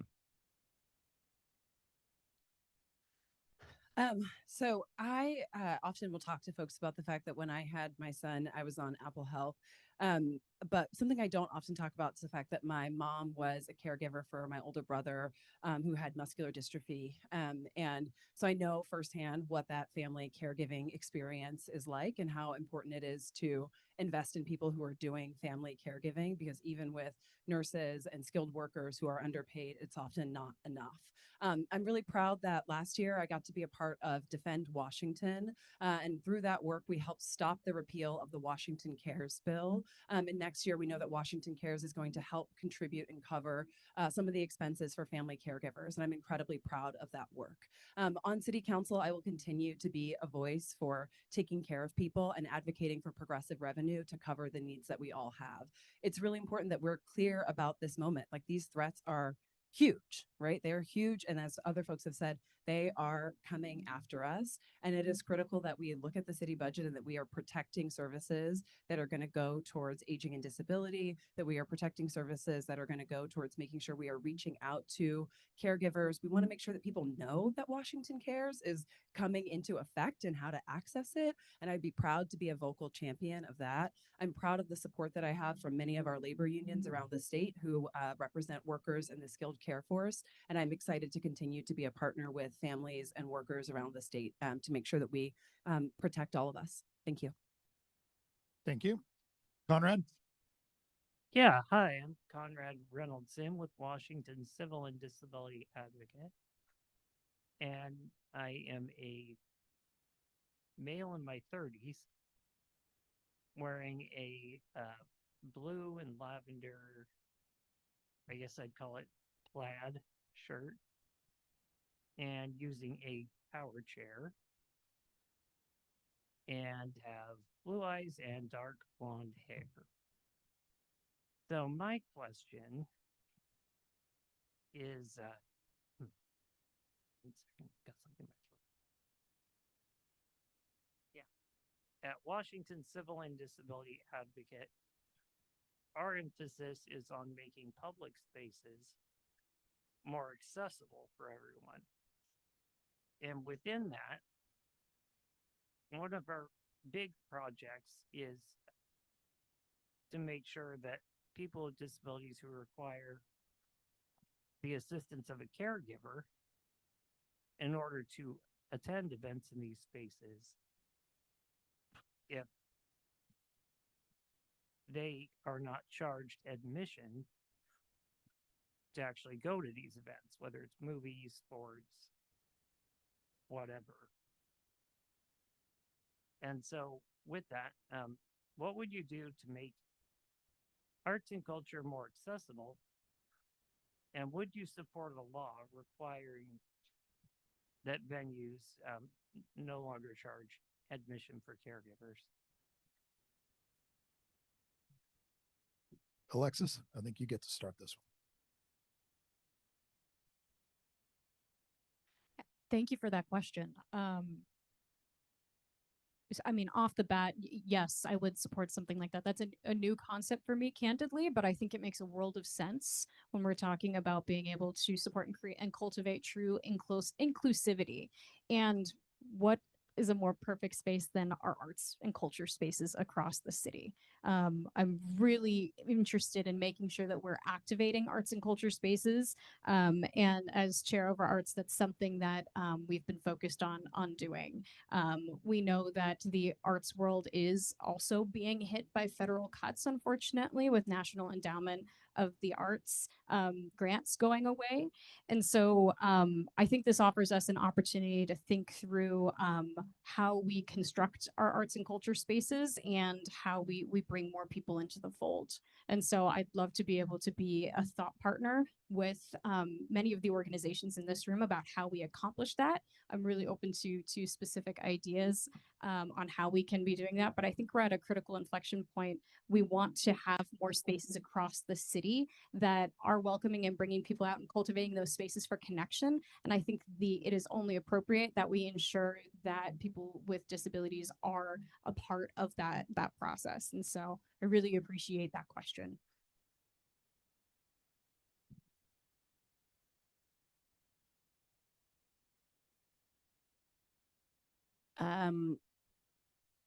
I hate to sound just like my neighbor here, but I also appreciate the fact that I had never thought about that before. And I thank you. And my answer is yes, I would support that. And it starts making me think, what are the best models of other cities that have accomplished this? And so we say we want to support the creative sector, but it always comes down to exactly how. And so thank you very much for asking the question. We want to make sure that our spaces are activated and our artists are supported. And so how do we have both? I'm sure that there is a way that that we can learn from people in this audience and also look to other cities that have instituted the same kind of approach to ensure the accessibility and also a thriving art scene with artists that don't want for the means to live in Seattle, which is increasing in cost. So thank you very much for bringing that up. I want to say yes, I would support legislation like that. And many of the people on here are going to say that they haven't heard of something like that before because people with disabilities are not at the table and they're not getting compensated for being at the table and bringing up great ideas like that on there, which is why we need to have diverse people of diverse backgrounds with diverse lived experiences at these tables, making the bringing those ideas up, especially to our lawmakers up here. And when it comes to the arts and culture, I want to give a shout out to an organization that I think does great work on making arts very accessible, and that's Cutie Fest. If anybody goes to those events on there, they're free for vendors to sell, and they're also free for the public to come and buy people's arts. Many people that are vending at Cutie Fest, which I also vend, I'm an artist myself. They are people who have disabilities, and that is a form of income for them. And having no vendors fees for them makes it far more accessible for them to come out and make as much money as possible to support themselves. And having it free for attendees to come to, that makes it extremely accessible for the entire public to go to. And one problem that Cutie Fest has experienced is having a crackdown from the city government when they go to Cal Anderson Park and being hassled by the Parks Department many times. I know that has calmed down a lot. But we need to be supporting these nonprofit organizations that are bringing art to everybody and in a free way. And if the city is holding events similar to this, it needs to be free for the vendors and it needs to be free for people to attend. Thanks for this question. I know part of your question was also about what would we do to help make arts and culture more accessible.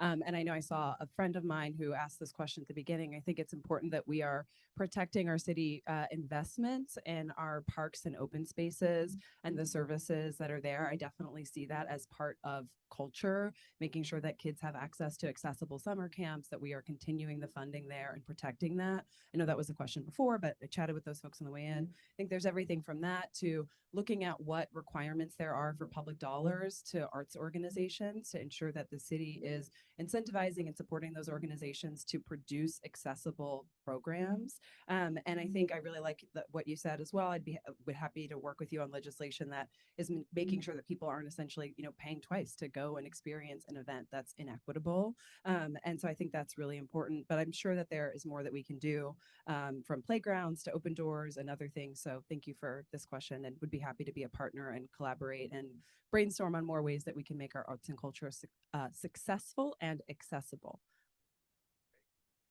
Oh, thank you. Again, that's a great question. And my constituents, they gave a whirlwind of an answer. But I definitely would have to echo the same sentiments. Very important. And direct answer, your particular question that stood out was the caregivers coming to these specific places. I would be willing to even allow them to make it in free or at a discount rate. We want to definitely make sure that we're offering not only places culturally that are fun, free, and safe, but we want to make sure that it's not a burden, a financial burden for a caregiver who's just trying to make sure that they get their client there safe. Let's be realistic. We know that we need these art centers, and everyone's looking to cut a buck here and there. But it's important for some of our caregivers who are taking the time out to make sure that those who have those disability challenges are able to make it there. So yes, I would even allow them either get in free or as a discount. All right, last question. This one's a little bit long, but just because it's such a loaded question, I'm only going to give you a minute to answer because we're a little over in time. All right, 41% of the chronically unhoused population in Seattle has a physical disability, compared to 17% of the non-chronically unhoused population. 37% of the chronically unhoused population in Seattle has an intellectual disability or memory impairment, compared to 9% of non-chronically unhoused population. How will you work to ensure unhoused people with disabilities receive accessibility services? I know that's a loaded question for a minute, but Sarah, I'm going to go with you because we've come all the way full circle. So you go ahead and start.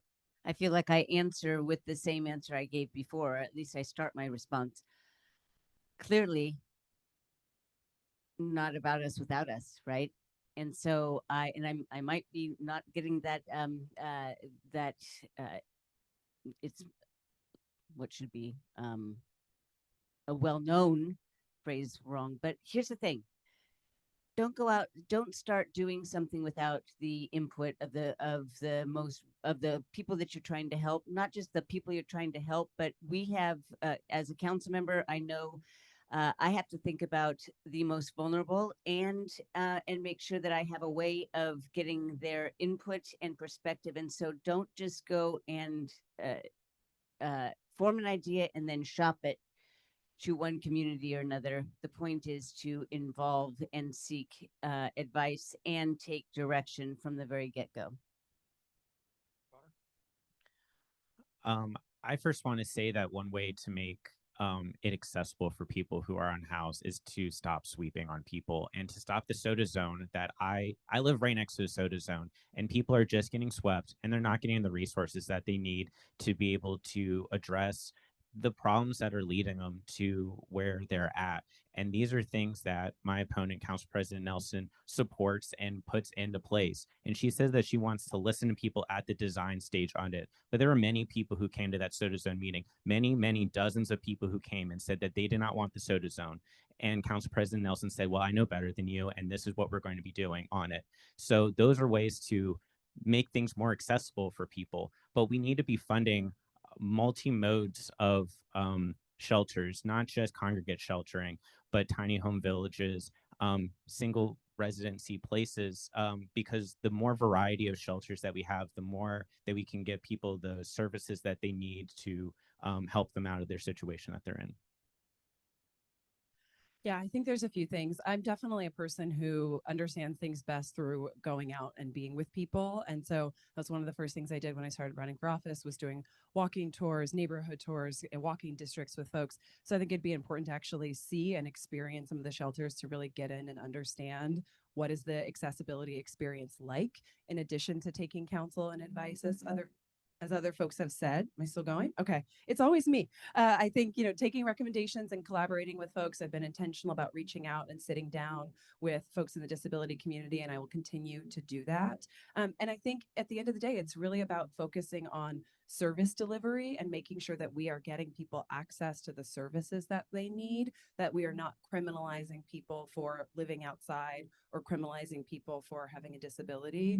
It's important that we make sure that people have the ability to access services and are not getting barred from critical areas of the city because we have implemented soap and soda zones that can break up people from accessing their services. Thank you. Down to Ray. Again, as I first stated, you're talking someone who's been homeless. And I'm grateful for the service that was available. There has been some great progress our council has made. A great thank you to Council President Sarah for making some of those bold decisions. We know that it's a tough, and there's no quick answer to homelessness. You're talking to a person who was homeless for over 4 years. I went through the process of being homeless. Grateful that there was some services that were intact that allowed me to utilize it. But it's a tough ordeal. It's going to require some more sitting down at the table to making some even tougher decisions, some that are going to be liked and some that are not. But we have to make those decisions and involve those who are the most affected. A little bit about myself. I suffer from social anxiety disorder, come a long way. So I understand disability like perhaps no one here at this table. But I want to say that it was very important that the service were offered to me. And as a result, I'm now 26 years later doing a better job than I was when I was homeless.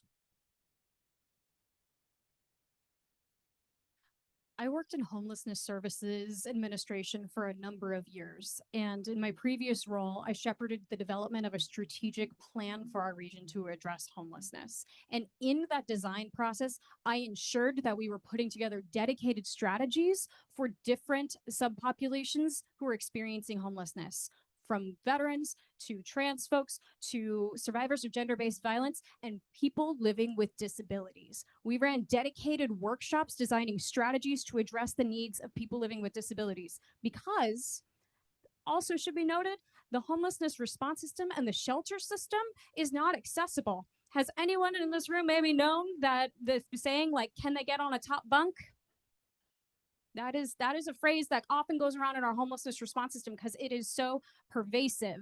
It is so inaccessible for those who have mobility challenges and so on, but that is common rhetoric within our frontline provider workforce when trying to be able to get someone placed. And so this is something that I've dedicated my time to. Oh man, I'm already tough with time. I could talk about this all day, but that is something I dedicate and put forward in the plan because of that intersection. It is such a need, and our current homelessness response system fails people living with disabilities, intellectual and physical disabilities, every day. Sorry, I know. So, all right, I'm going to give each one of you 30 seconds to close. I'm going to start with you, Connor, because I've just been going around the circle, so not picking favorites. You're the next one. So 30 seconds, please, to close to the audience. I wanted to just say that I think this has been a really enlightening forum for everybody here. And I feel like I've just learned a lot listening to your questions and listening to what you care about here. And my focus on running for city council is to make sure that everybody's voices is heard and that the wants, needs, and desires of every person in Seattle is put forward in the legislation that I propose to. I'm not going to be ignoring constituents like my opponent does. I'm going to be actually out there listening to you and helping you in every possible way that I can. Dion, we're going this way. Thank you so much for having us, and thank you for hosting this forum. I'm excited to engage with y'all after. Ultimately, I ran for city council because I want to build a city that works for all of us. That means building a city that is affordable. That means building a city that is accessible. That means building a city where we respect people's rights and voices and where we focus on collaborating and building solutions. And I'm running for city council to do just that. I'm proud to be endorsed by Alexis over there, and The Stranger, and a growing list of organizations, and I hope to earn your support as well. Thank you. Thank you, Ray. Awesome, great. Thank you for allowing all of us to come and participate. I am running for city council. As I stated, I perhaps, along with maybe one or two other of our council member who has what we call lived experience. Sadly, oftentimes there are many decisions that are made at this level by people that don't look like us, that haven't went through what we've been through. And it's a time that we bring a refreshing voice that says, I've been there. I understand, not to speak from a political perspective, but I seen you. I knew you were homeless. I know all about it. Thank you for your voice. Well, thank you for the time tonight, everyone. My name is Alexis Mercedes Rink. I'm a renter and someone who takes the bus every day. I went from waiting tables next to the Space Needle to working on policy at the UW Tower to now serving you on Seattle City Council, fighting for a city that works for all of us and not just the ultra wealthy few. And in my time so far on council, I've defended against the attacks on our ethics code, which would have allowed for conflicts of interest and council members to vote on them.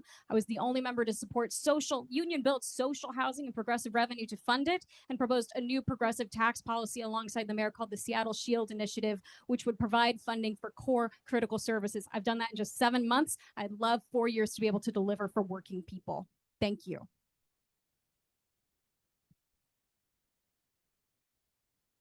I ran for office 4 years ago because I saw a city in need of recovery. You remember what it was like in 2021, homelessness on the rise, overdoses on the rise, crime on the rise, etc. We've made some progress on council addressing some of these issues, delivered some measurable results, but I am running again because I'm not finished. There's a lot more work to be done, and we must keep up our positive momentum especially with the chaos that's coming out of DC. And so I am asking for your support going forward, but also I would like to go forward in partnership so that I can be the best council member for your community as I possibly can be. Thank you. Thank you all so much for your time. I appreciate all 5 of you taking the time to run, because it means you're concerned about us. Because one thing about the disabled population is that we are the largest minority in the world, and we are also one that you can join on a Tuesday. In my case, it was a Sunday. So I appreciate all of you for what you're doing. I want you to remember that not all of you will get voted in, and those of you that don't lose sight of the nothing about us without us, because those of you that will take that to the legislature, that's hugely important for those of us in the room. And those of you that don't forget it, because it's still something that should be remembered by everybody. So thank you all for your time. Thank you, audience, for your time, for your input. This has been fantastic. I know everybody in the room was educated, and I want to just close with this. We are all in this as a community together. And when a couple of us were on our way here, we actually parked in the wrong spot because we went to the wrong building. And I did, at least. And we were halfway down a driveway and got stuck. And a gentleman was walking across the street, and I just yelled at him, "Hey man, can you come over here right now?" Because, well, we were literally stuck. And he jumped up, he grabbed my friend, pushed her back up the driveway, and then we figured our way here. And it just epitomizes everything that we're all here for, because without a community, we have nothing. And I appreciate all of you for running and for what you've done, because you help make the community stronger. And those of you that are in the audience, you do as well for being participants in this. Even though you live it, you don't have to be here. Thank you all. Thank you for pushing us up the driveway. And you all have a wonderful night. I appreciate you all being here. And thank you, organizational sponsors. We couldn't have done it without you.